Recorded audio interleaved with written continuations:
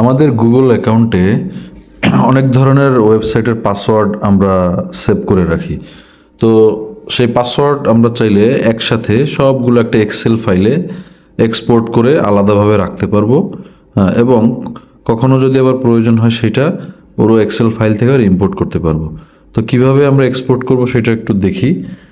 এখানে ভিডিওতে একটু খেয়াল করলেই দেখতে পারবেন যে আমরা অপশনে গিয়ে এক্সেলের ফাইলটা আমরা সহজেই ডাউনলোড করে নিলাম। আবার কখনো যদি ওটা ইম্পোর্ট করার দরকার হয় তখন আমরা এটা সুন্দরভাবে ইম্পোর্ট করতে পারবো।